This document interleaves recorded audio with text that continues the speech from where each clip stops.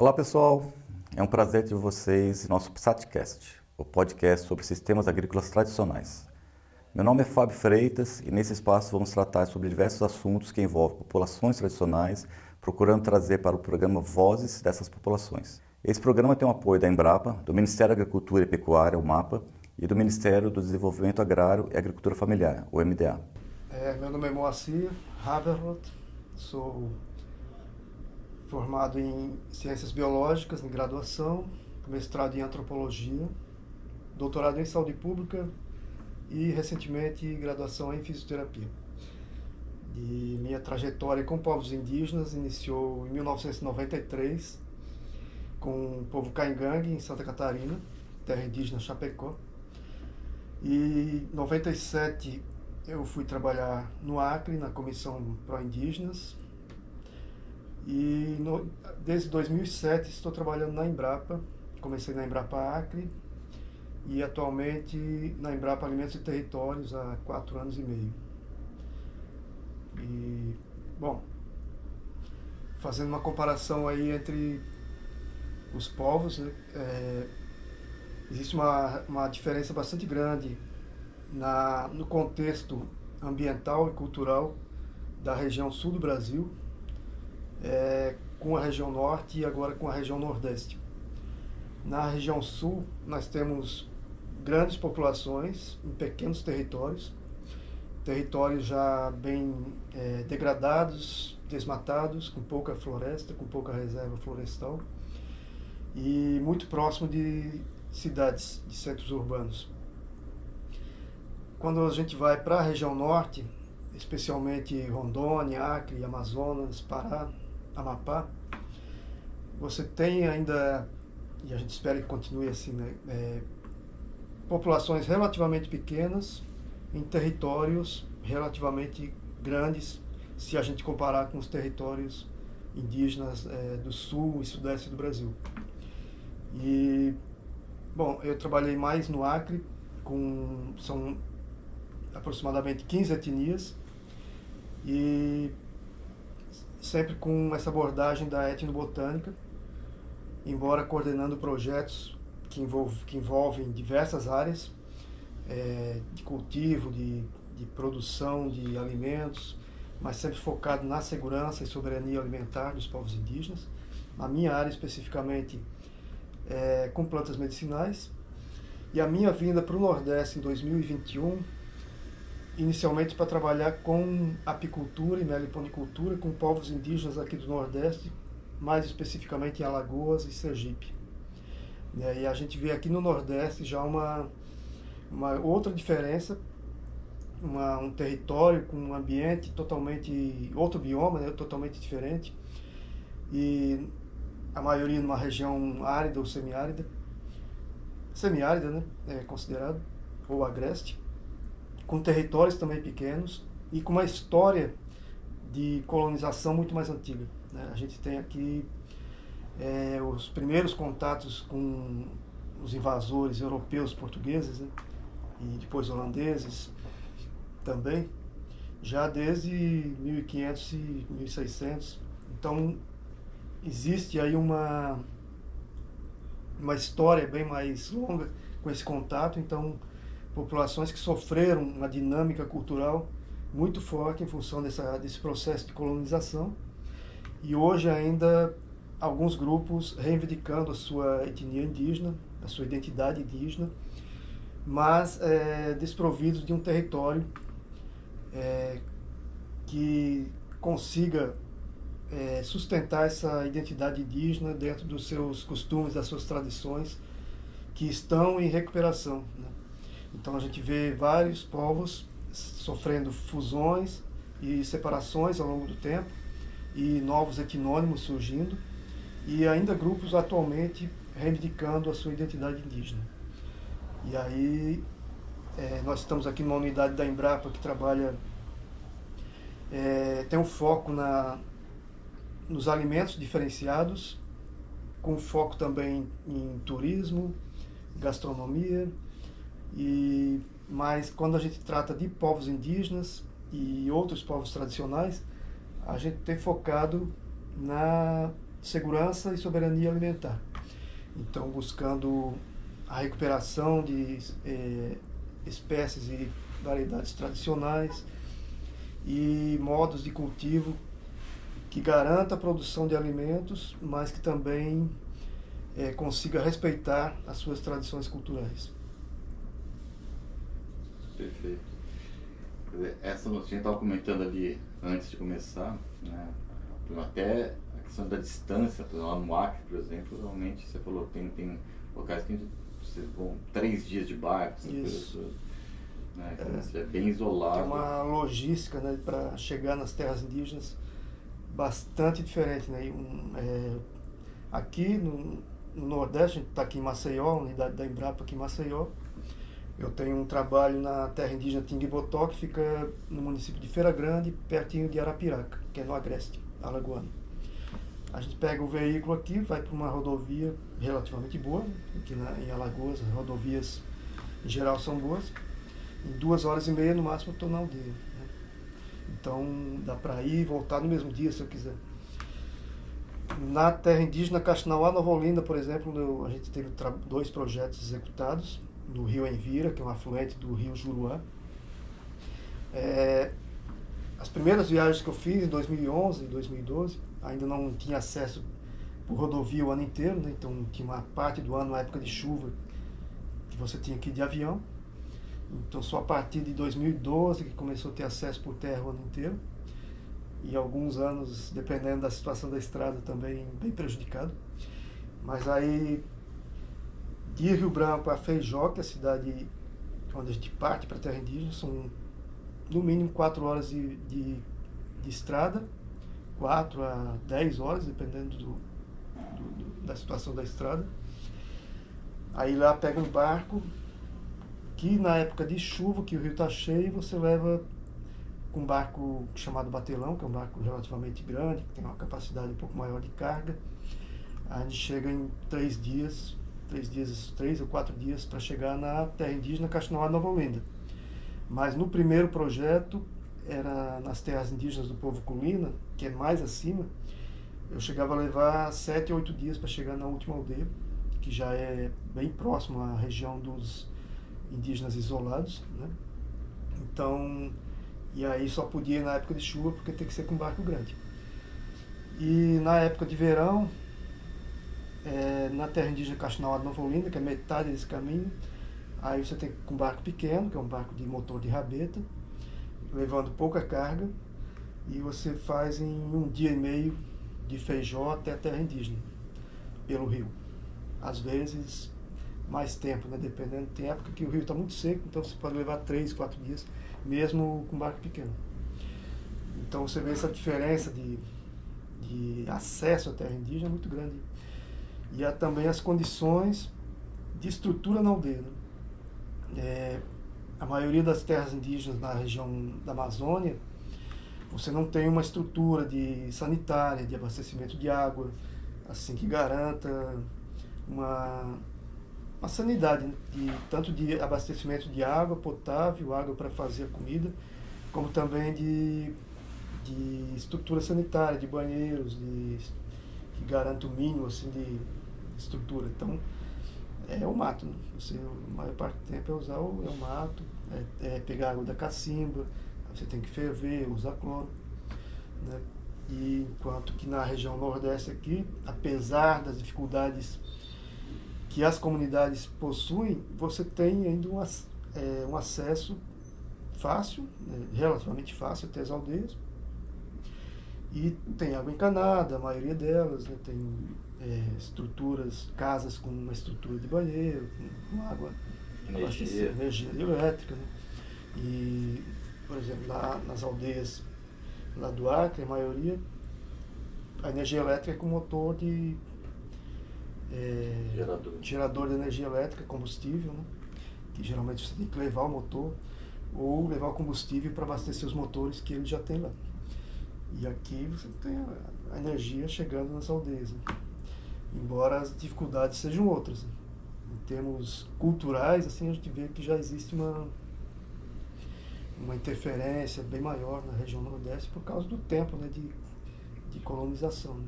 Então, também casamentos interétnicos é muito maior, né? Então já tem uma diferença de fenótipo físico, né? Mas, como eu estava falando, a gente, quando está trabalhando com o povo indígena, a gente tem que considerar a identidade indígena, independente do caráter biológico, né?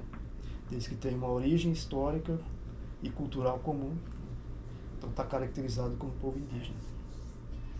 A questão da língua também deve ter uma diferença grande.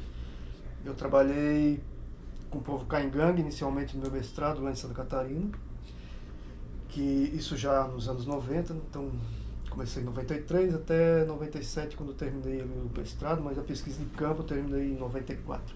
Né? E até hoje eles estão num processo de recuperação da língua Caingangue, mas eles ainda tinham na época bastante falantes, alguns velhos que já faleceram.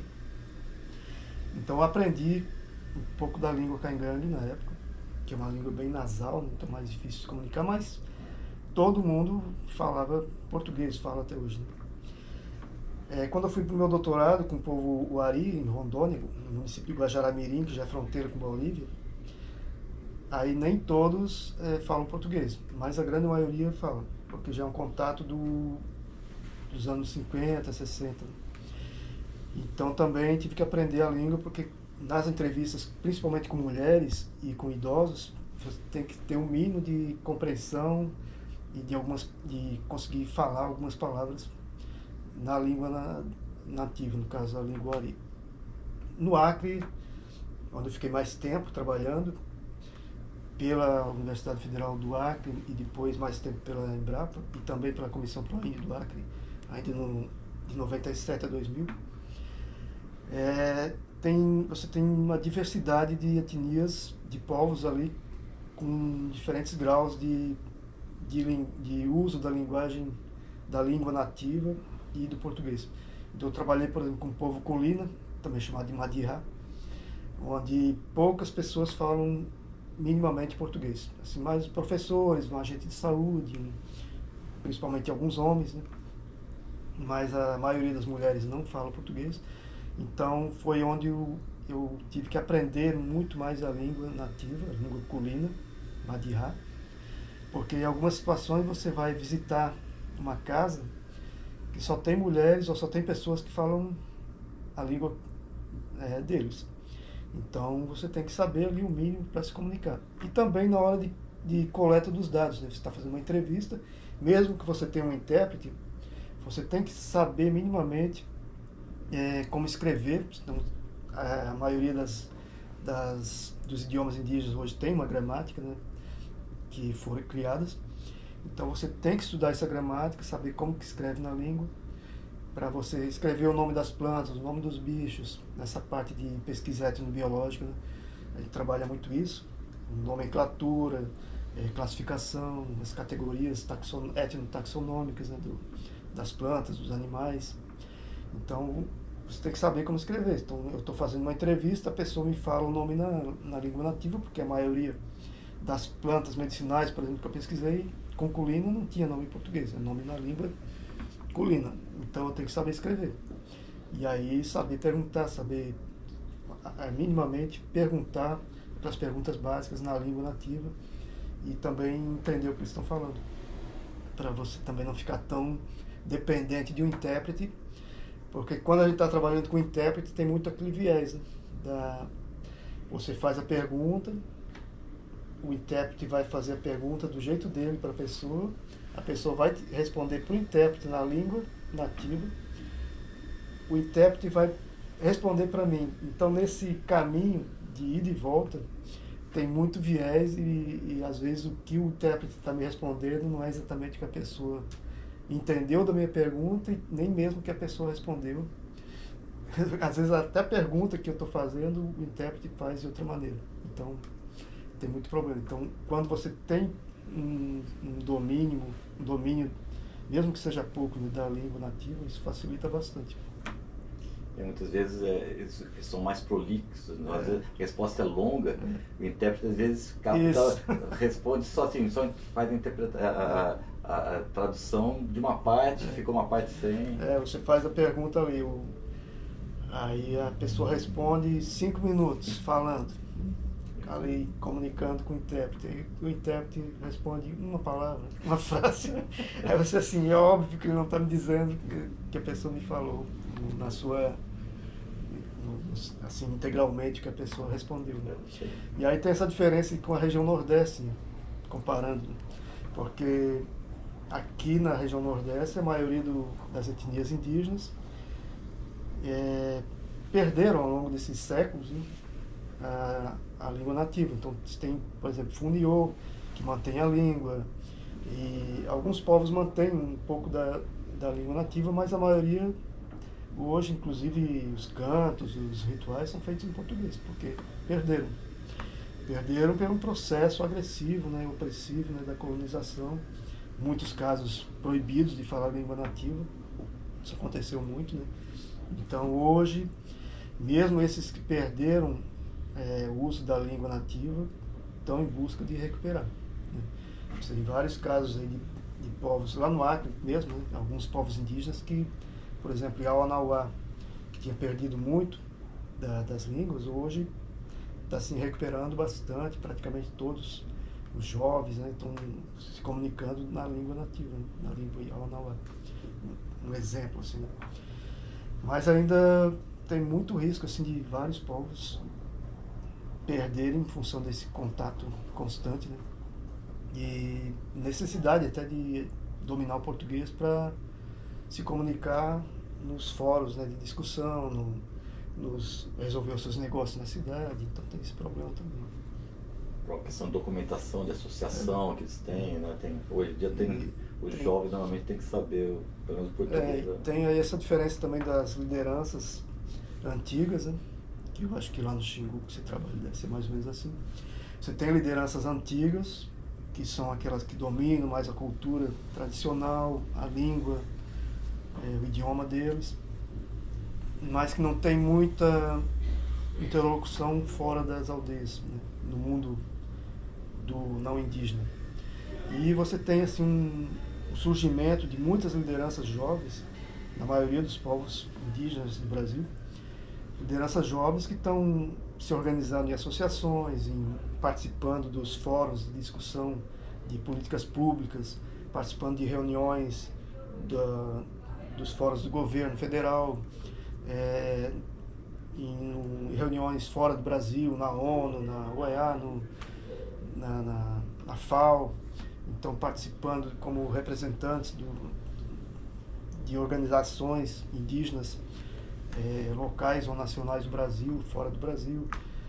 Eu conheço vários que dominam, além da língua nativa, espanhol, inglês, então são super articulados, estão aí fazendo parcerias com empresas que apoiam a cultura local deles, com produção e venda de produtos tradicionais para reforçar a própria cultura com esse recurso, sem contar aí os projetos de rede, né, de carbono, que está assim, nos últimos anos aparecendo muito, tem muita polêmica em cima disso, mas tem vários povos que estão sabendo aproveitar essa oportunidade, por exemplo, de, a partir desses projetos de rede, captar recursos para reforçar a sua cultura, o seu modo de vida e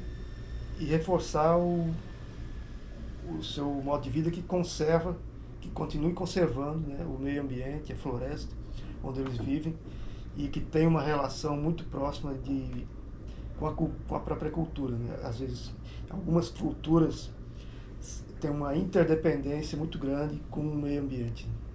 Por exemplo, a existência da floresta tem um significado muito grande dentro daquela cultura e para a manutenção de certos rituais, de certas festas, né? E a própria relação ali de cultivo de alimentos, de produção de roças, né? De caça, de mitos, né? Essa relação da cultura como um todo com a floresta. Então, vamos ver assim que a alteração do meio ambiente fatalmente vai ter uma alteração muito grande na cultura e vice-versa, né? Então, a cultura deles ajuda a conservar esse meio ambiente e esse meio ambiente reforça a própria cultura. Isso eu já venho dizendo desde lá do meu mestrado e é uma coisa que é super atual. Né? Não, sem dúvida. Essa vivência toda que você tem, né, nesses anos todos, vários grupos, várias realidades, você deve ter várias experiências interessantes, assim, várias histórias para contar. Né? Seria legal você que vem na cabeça assim, algumas histórias assim, que você acha interessante registrar. Uma história bem específica, assim, não sei se eu saberia destacar, mas assim, eu vejo que quando eu comecei o mestrado com o povo Caingangue, eu tinha 22, 23 anos. Né? Então eu era muito jovem, ainda sou jovem, né?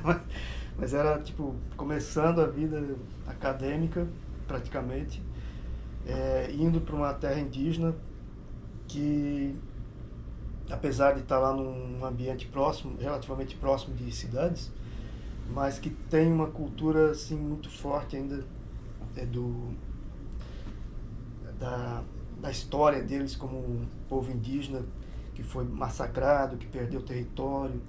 Então, muita desconfiança em relação a qualquer pessoa que vai fazer um trabalho lá que eles não conheçam. Então, um fator que pesa muito no nosso trabalho é estabelecer uma relação de confiança. E para isso a gente tem que ter uma honestidade muito grande com a gente mesmo e com eles, para deixar muito claro o que a gente está fazendo, o que a gente pode fazer e o que a gente não pode fazer, o que a gente não tem condições de oferecer. Então, todos os projetos, desde o mestrado, doutorado, dentro da Embrapa, a gente tem que deixar muito claro o que a gente está, qual o trabalho que a gente pode fazer com eles, junto com eles, de acordo com as demandas que eles trazem, e quais são as nossas limitações. Né? E eu estou falando isso porque essa relação de confiança ela é muito importante e acaba gerando histórias para a gente contar, né? Porque em alguns casos, por exemplo, na minha pesquisa de mestrado com o Caingangue, eu era mais próximo de um núcleo, de uma aldeia, que era a aldeia sede.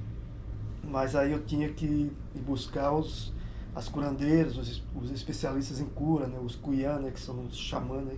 Na língua Caingangue chama cuiã. E que essas pessoas moravam em outras aldeias e a gente não tinha um contato muito próximo no dia a dia. Né? Então muitas vezes eu ia sozinho. E aí você tem que chegar lá no local sozinho, andando, né, caminhando horas, e se apresentar lá e dizer o que está fazendo. E muitas vezes você tem assim uma recepção não muito amigável no primeiro encontro. Né? Então teve uma ocasião dessas que eu saí da aldeia sede, fui caminhando até outra aldeia onde tinha uma curandeira. Como isso já faz muito tempo, né, provavelmente muitas dessas pessoas já faleceram, né, porque já eram pessoas de idade. E essa família era mais ligada a um outro extremo da terra indígena, com outras relações e também com uma ligação com essa parte de religiões afro. Né? Então tem ali uma ligação. O sincretismo religioso é muito presente nas aldeias Caingangue.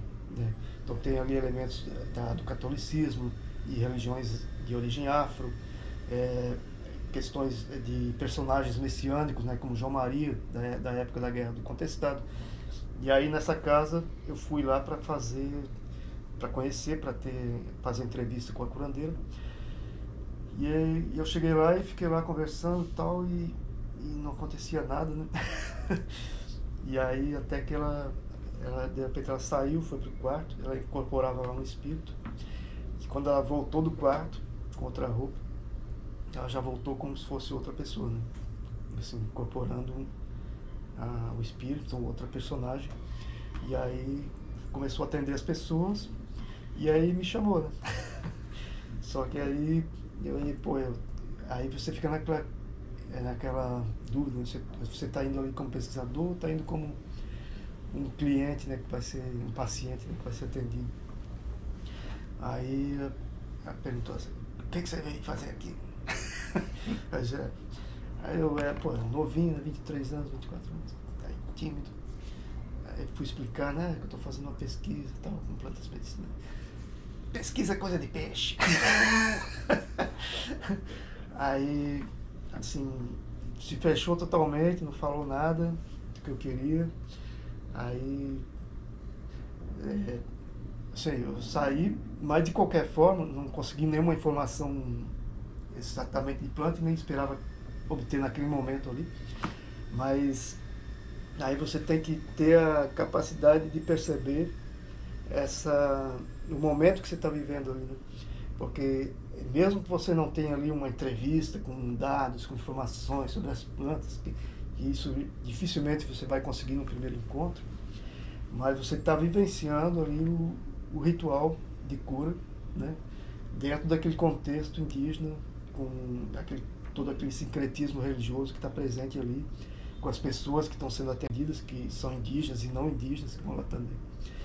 E a partir da segunda visita, isso já começa a mudar, né? Então, na segunda visita já mudou, já almocei lá, já começou a conversa,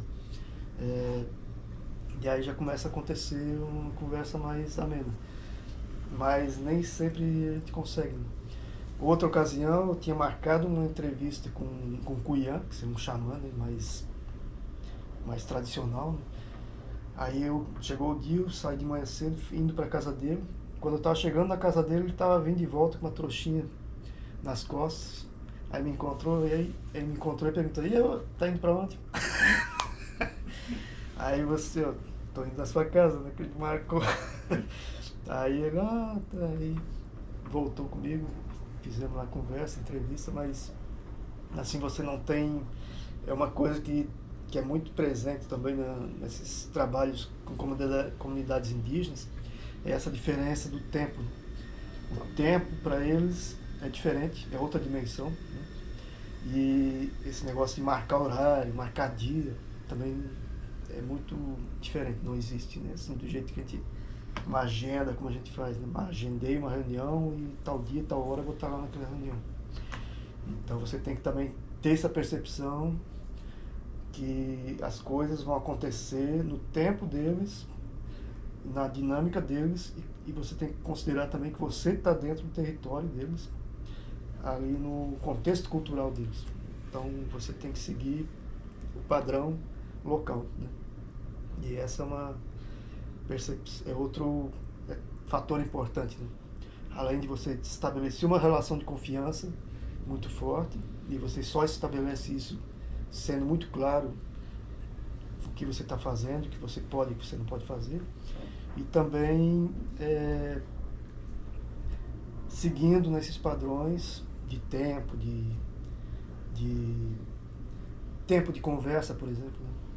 Uma coisa que a gente, são conversas rápidas, né? Tá, tem tantos dias, tantos minutos para reunião, aqui tem que acabar. Aí outro episódio que ilustra muito bem esse fator tempo e paciência, né? Tem que ter paciência. Eu estava com uma estagiária, que na época a estagiária podia viajar para campo, hoje em dia já não pode, porque mudou a lei de estágio, né? Mudou isso.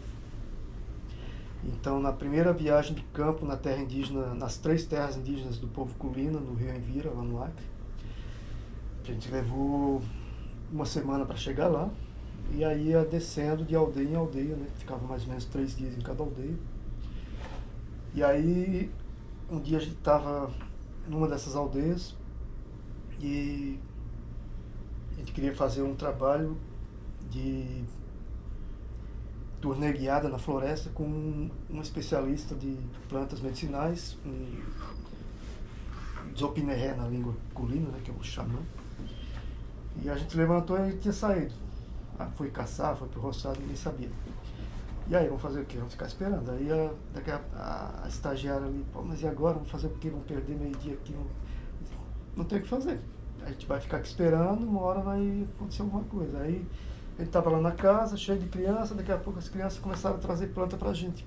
E aí começaram as crianças, adolescentes, começaram a trazer planta e ia falando da planta, e a gente começou a tirar as fotos, fazer o registro, até que o Zopineré voltasse da sua empreitada lá na floresta, para a gente trabalhar com ele. Então, você estando na aldeia, você está lá no contexto dele, obedecendo o tempo, uma hora as coisas vão acontecer. Só que você tem que ter essa paciência e esperar o momento certo. Porque se você chegar fazer uma entrevista com alguém, principalmente essas pessoas que trabalham com plantas medicinais, né, que envolve muito segredo, mistérios, né, os guias espirituais deles. Então você não tem como chegar lá, marcar tal hora, fazer entrevista, ter tantas informações.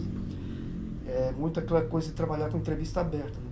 Então você chegar e ficar ali, e começa a conversar um assunto banal do dia a dia, do tempo, de se vai chover, se vai fazer sol, e daqui a pouco, quando você menos espera, o assunto começa a entrar na pauta e você começa a conversar. E aí você tem que também ter essa perspicácia de ou guardar na memória, ou ter um jeito de anotar, ou se conseguir gravar, e saindo dali imediatamente anotar tudo que aconteceu para não esquecer. E ter essa memória, né? Porque o diário de campo também é uma coisa, principalmente nesses trabalhos de pesquisa mais longos, né? De mestrado e doutorado, né? Você fica mais tempo em campo. O diário de campo é fundamental, né?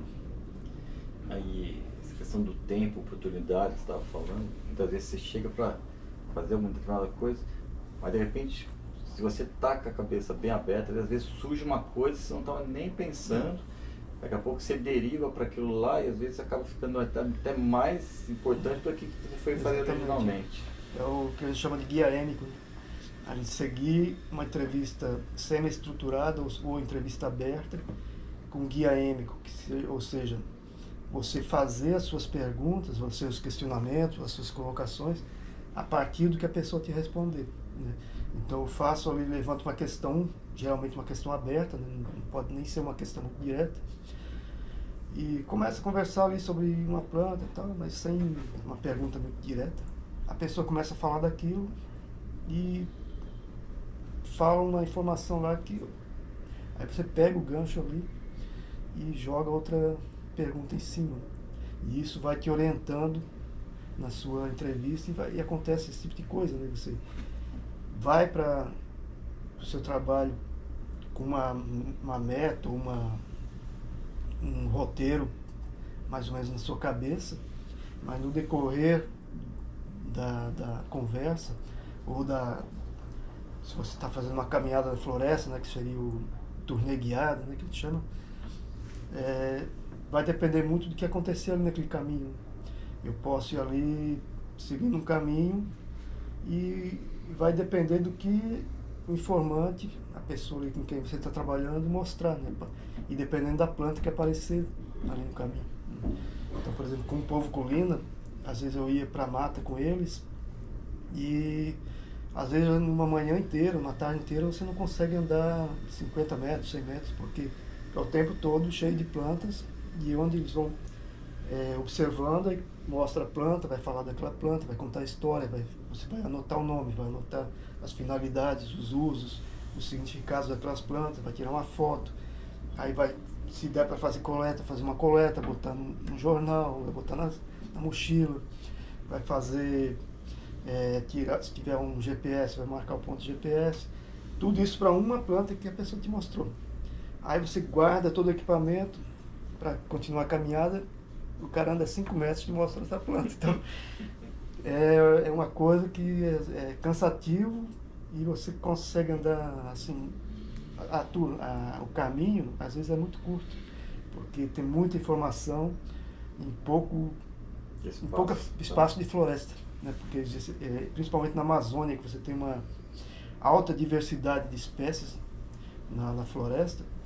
Por outro lado, tem a dificuldade de você ser muito difícil encontrar, às vezes, mais de um exemplar da mesma espécie. Então, para fazer uma coleta, às vezes é difícil, porque eu já andei assim, vários quilômetros na floresta, atravessar o rio de barco e para o outro lado do rio, você caminhar mais meia hora para a pessoa tá querendo ir lá te mostrar uma planta específica.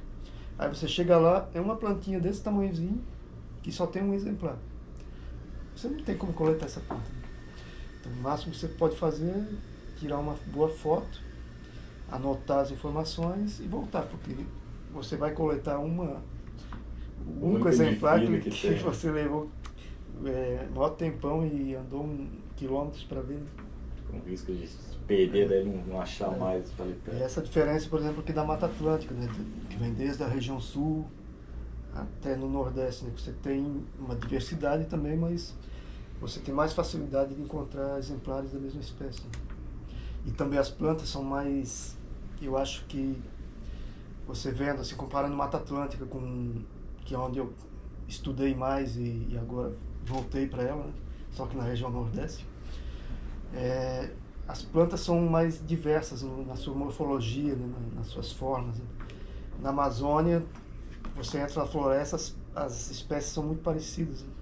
No extrato herbáceo, por exemplo, que é onde estão a maioria das plantas indicadas por eles na pesquisa, a morfologia é muito parecida. Né. E aí, como uma mata que você, quando eu cheguei no Acre, em Rondônia também, né, não é o ambiente onde eu estudei na minha graduação de biologia, nem no meu mestrado. Então eu tive que começar a aprender tudo de novo, num novo bioma, onde você entra na floresta e as plantas são muito parecidas. Então você vê uma, a pessoa te diz o nome, daqui a pouco você vê outra e diz outro nome, mas na tua visão é muito parecido uma com a outra. E aqui na Mata Atlântica isso, não sei, talvez porque eu também me formei, né, estudando mais na Mata Atlântica, mas tem mais facilidade assim, de ver essa diversidade nas formas, né, das plantas. E aí é mais fácil também associar o nome com a planta. O nome que a pessoa te informa com o formato da planta, porque na tua memória é mais fácil. Quando você tem essa diversidade de formas visuais. Né. Essa tua, pode chamar até aventura, assim, tanto tempo no meio do mato, né, alguma história, assim, algum perrengue que você passou, assim, alguma coisa? Quando eu trabalhei na Comissão Pro-Índio, que agora se chama Comissão Pro-Indígenas do Acre, então eu trabalhei mais no Rio Purus, povo Caxinauá e povo Culina, e no Rio Mamodate, nessa época. O Mamodate é afluente do Rio Purus e é habitado pelo povo Machineri e Jaminal. E numa dessas viagens que a gente estava fazendo para o Rio Purus em 99,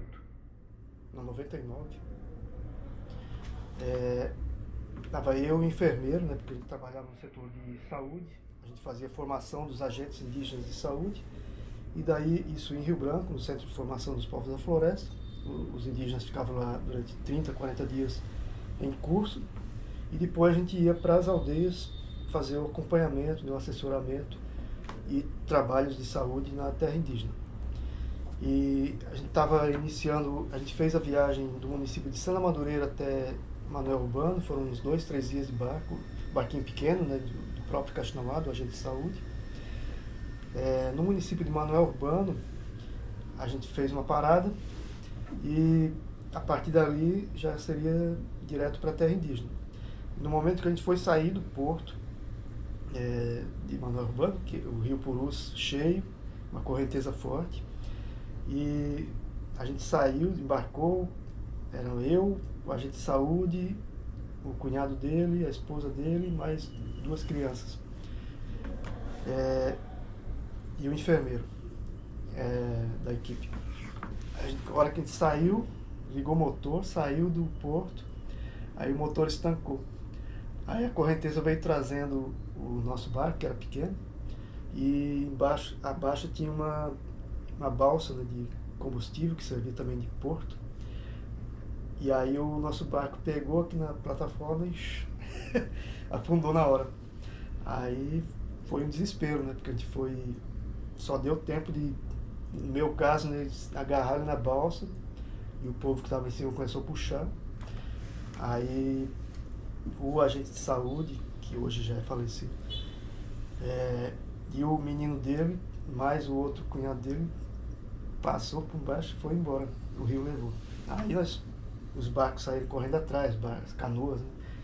Aí conseguiram pegar, mas o barco com motor afundou. A gente ficou no barranco do rio só com a roupa do corpo, até as botas eu tinha tirado quando eu subi no barco. A gente conseguiu resgatar assim, algumas botijas de gasolina, de gás, que a gente conseguiu vender ali na cidade para conseguir o recurso para voltar para Rio Branco com um barco que tinha lá de linha, e recomeçar tudo de novo. Fazer toda a logística, compra de medicamentos, de alimentação, fretar um outro barco, para daí fazer a viagem de novo. Mas assim, foi um risco assim porque se o rio levar, já era. Ali, e os rios ali que a gente está falando, sempre na cheia, é muito tem grande. muito redemoinho, quando na época de cheia, muita madeira que o rio carrega, então é bem perigoso.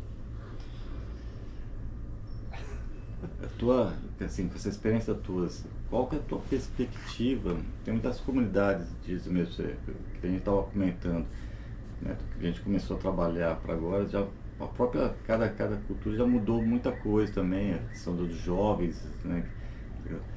Tua perspectiva, assim, mais para frente, como é que você vê as populações indígenas? Eu tenho duas perspectivas, assim. Eu tenho a perspectiva mais um pouco pessimista essa pressão que existe, né, de garimpo, de madeireiro, de frente agropecuária, né, principalmente ali no arco de desmatamento, mas também na região sul, uma pressão muito grande, né, no Nordeste também. Tem terras indígenas que são cercadas por fazendas que usam o uso de agrotóxico com pulverização aérea, que acaba tendo uma dispersão com vento para dentro das terras indígenas. Não só terras indígenas, mas agricultores familiares de forma geral, né? E do ponto de vista legal também, uma pressão no Congresso Nacional, no STF, o marco temporal, né, que está aí em discussão lá no STF. Então é muita pressão de várias frentes sobre as terras indígenas, que com certeza com o tempo vai continuar afetando nesses povos.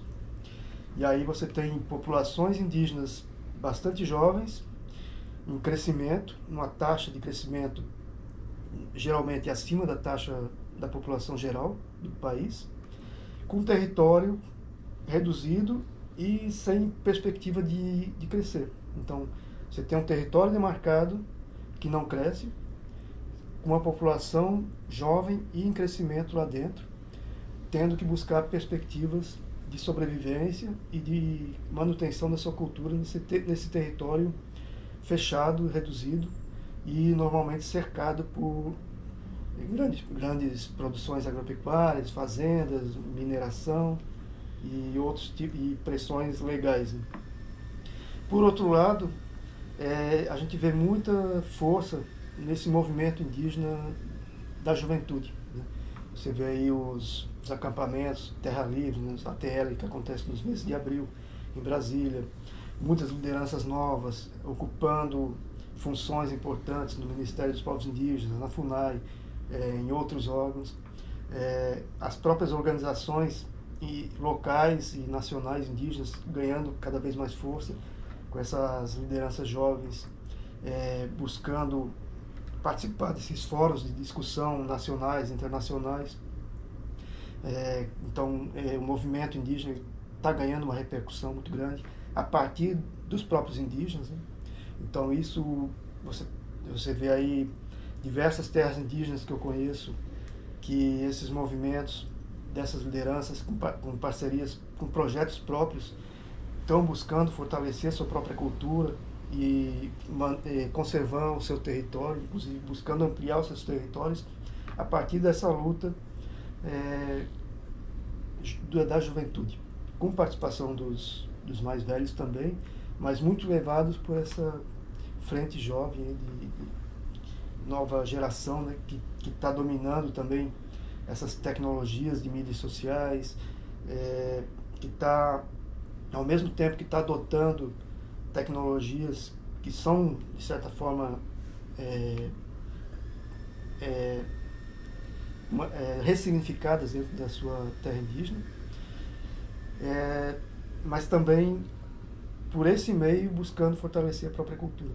Então, a gente tem que considerar que a cultura é dinâmica, existe uma dinâmica cultural natural em qualquer contexto histórico, né, mesmo antes da colonização, mas essa dinâmica cultural ela é cada vez maior, mas você vê aí uma busca por fortalecer a própria cultura, a recuperação da língua, educação indígena com currículos próprios, buscando fortalecer essa cultura local e tudo isso tentando conciliar com esse novo contexto aí de novas tecnologias e de pressão externa.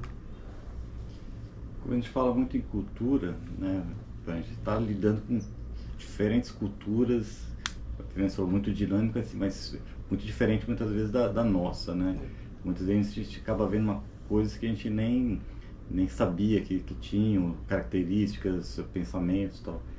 Tem alguma coisa assim ao longo desse tempo todo, em termos culturais, que você se lembra assim, que te espantou mais, assim, seja, para que você presenciou, falou, nossa, isso aqui é interessante, isso aqui eu nunca tinha pensado, uma coisa assim, chamou bem a atenção, você lembra alguma coisa assim?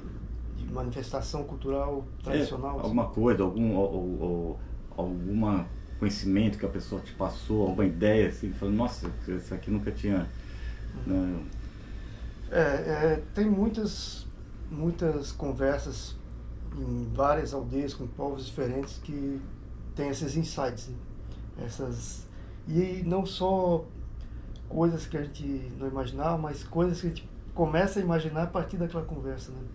Então, às vezes principalmente quando a gente vai para essas terras indígenas mais isoladas, que a gente fica desconectado das redes sociais, de computador, daquele cotidiano da empresa, no dia a dia, da cidade, a gente começa a ter uma percepção diferente das coisas, começa a ter ideias diferentes que a gente não tem no nosso dia a dia aqui.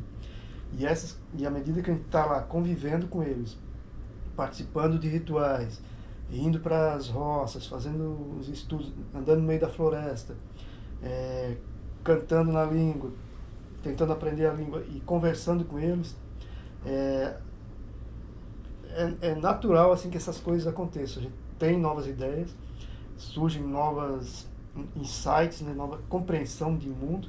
A nossa própria visão de mundo acaba tendo uma outra perspectiva, porque você começa a conectar, fazer conexões que a gente não consegue fazer aqui no nosso dia a dia.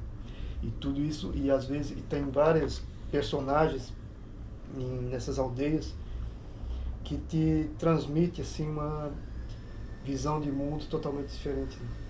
Mesmo aqueles que vêm de uma convivência com não indígena, por exemplo, com seringueiros, por exemplo, os Kaxinawá, o Uniquim, que conviveram nos seringais com não indígenas e que passaram a se reconectar com a cultura a partir de um determinado momento da demarcação das terras indígenas. Então eles estavam dispersos nos seringais e de repente voltam para uma terra indígena e começam a recuperar suas características tradicionais. E tinha um personagem lá na terra indígena Kaxinawá Nova Olinda que tem essa história. E eu sempre digo assim, meia hora de conversa com essa pessoa, você tem uma aula sobre ecologia, sobre conservação no meio ambiente, sobre cultura tradicional, sobre conhecimento ecológico, né, da floresta. É só deixar ele falar. Você começa a conversar, deixa a conversa fluir e você vai tendo assim, essa visão. É impressionante como uma pessoa vivendo lá naquele meio, claro que viaja também, né, mas consegue ter essa percepção e ensinar pra gente como ver o mundo dessa forma, né? Tem cada experiência, tem umas coisas que tocam muito, né? É muito forte. Algum comentário assim para um fechamento, assim, alguma coisa que você gostaria de falar, que você acha que é importante comentar? Eu já estou apesar de ser bastante jovem ainda, eu estou aí desde que comecei a trabalhar com povos indígenas, são 32 anos, né? E a gente continua aqui numa região nova para mim, né? Aqui eu não conheço nada do Nordeste, estou começando agora, então estou com uma nova perspectiva de novos projetos, mas ao mesmo tempo Eu acho interessante como nos últimos anos também tem surgido uma geração de acadêmicos, de estudantes interessados nessa temática, né, da etnobiologia, da etnobotânica, né, da cultura indígena. Apesar de que existem aí também os vieses, né, de uma certa cultura New Age, assim, que acaba usando de outra forma, mas tem uma geração nova de pesquisadores muito grande, em várias escolas no Brasil, né, e que eu acredito que tem um potencial aí para fazer um trabalho bastante grande junto com essas lideranças jovens também que estão surgindo, inclusive que também estão se tornando acadêmicos, né? Então nós temos aí uma nova realidade de indígenas acadêmicos, né? Que não estão mais sendo objetos de pesquisa, eles mesmos estão sendo os precursores, os protagonistas, né, dos projetos de pesquisa. Então eu vejo assim, uma nova realidade, né, nos últimos anos e cada vez maior, que eu acredito que vai ter aí uma nova perspectiva, né, para esse campo de trabalho, de trabalhar sempre com os indígenas e não trabalhando com eles ou trabalhando para eles, né? Então, hoje eu não vejo mais um projeto, não vejo mais sentido em projetos que não sejam criados junto com eles, a partir da demanda deles e em parceria, né? E você falou em protagonismo, né? Hoje cada vez mais, inclusive com as redes sociais, ali, eles mesmos, essas comunidades mesmo hoje em dia eles estão contando a própria história pela voz deles, né? Contando e estão reivindicando isso, né? Você vê vários influenciadores digitais, vários perfis aí nessas redes sociais discutindo as questões racismo, política indigenista, o papel, a história, recontando a história, né, da colonização a partir do ponto de vista deles, né? Então mostrando realmente como que é a história, porque a gente aprendeu de um jeito e na verdade foi contado por alguém, né? Então eles estão contando a partir do ponto de vista deles e jogando isso nas redes. Então você tem aí uma interação também com o público que não conhece nada de povos indígenas, que está ali conhecendo, às vezes avaliando nos comentários de forma pejorativa, mas você vê ali que tem um contato direto, né? Você não tem mais aquele intermediário. E eles estão jogando na própria rede, estão recontando a sua própria história a partir do ponto de vista deles.